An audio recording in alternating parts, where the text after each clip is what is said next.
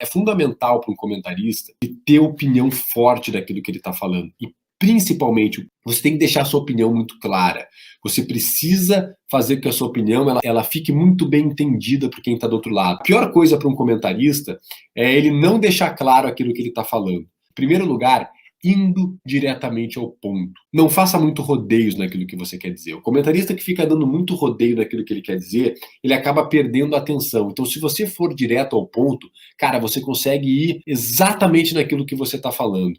E principalmente se você está começando, não tente se alongar muito no seu comentário, porque você vai começar a ficar repetitivo. As palavras ainda não brotam na sua cabeça como brota num comentarista experiente, que está trabalhando há 10, 15, 20 anos no mercado. Você ainda está, de alguma maneira, começando. Então, o pensamento não flui na sua cabeça. Então, o que você precisa fazer? Vai direto ao ponto, deixa clara a sua opinião, bate na sua opinião e depois você descreve ela um pouquinho mais adiante daquilo que você quer dizer. Vou dar um exemplo aqui para vocês, um exemplo prático para vocês entenderem o que eu estou falando. Disse para mim fazer um comentário do jogo de ontem, Grêmio e Atlético Paranaense, tá? Eu ia dizer o seguinte: olha, o Grêmio mereceu o resultado de ontem contra o Atlético Paranaense. Dois motivos. O Grêmio, na minha opinião, jogou melhor. O Grêmio buscou a vitória a todo tempo. O Grêmio foi aquele time que sempre buscando sempre o gol, tentando fazer as jogadas, e o Atlético deixou muito a desejar, principalmente pelo que ele já mostrou durante o ano, durante as suas campanhas que fez em Libertadores da América, Copa do Brasil e também no Campeonato Brasileiro. Então o Grêmio mereceu o resultado e, na minha opinião, o Grêmio já está classificado para a próxima fase, porque eu acho que o Atlético não tem condições de reverter isso na Arena da Baixada,